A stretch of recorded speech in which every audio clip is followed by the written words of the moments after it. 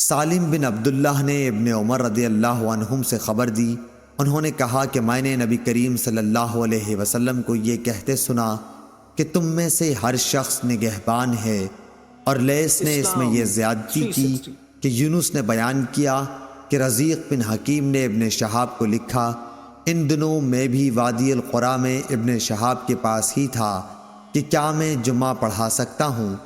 رزیق ایلا کے اطراف میں ایک زمین کاشت کروا رہے تھے، وہاں حبشہ وغیرہ کے کچھ لوگ موجود تھے۔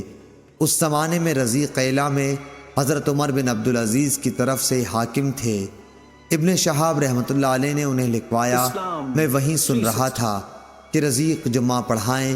ابن شہاب زریق کو یہ خبر دے رہے تھے کہ سالم نے ان سے حدیث بیان کی کہ عبداللہ بن عمر رضی اللہ عنہ نے کہا کہ میں نے رسول اللہ صلی اللہ علیہ وسلم سے سنا، آپ نے فرمایا کہ تم میں سے ہر ایک نگران ہے اور اس کے ماتحتوں کے متعلق اس سے سوال ہوگا۔ امام نگراں ہے اور اس سے سوال اس کی رعایا کے بارے میں ہوگا۔ انسان اپنے گھر کا نگراں ہے اور اس سے اس کی رعیت کے بارے میں سوال ہوگا۔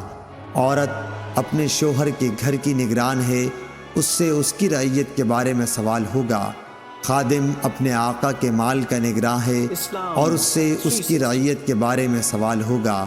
ابن عمر رضی اللہ عنہ نے فرمایا کہ میرا خیال ہے کہ آپ صلی اللہ علیہ وسلم نے یہ بھی فرمایا کہ انسان اپنے باپ کے مال کا نگراں ہے اور اس کی رعیت کے بارے میں اس سے سوال ہوگا، اور تم میں سے ہر شخص نگراں ہے اور سب سے اس کی رعیت کے بارے میں سوال ہوگا۔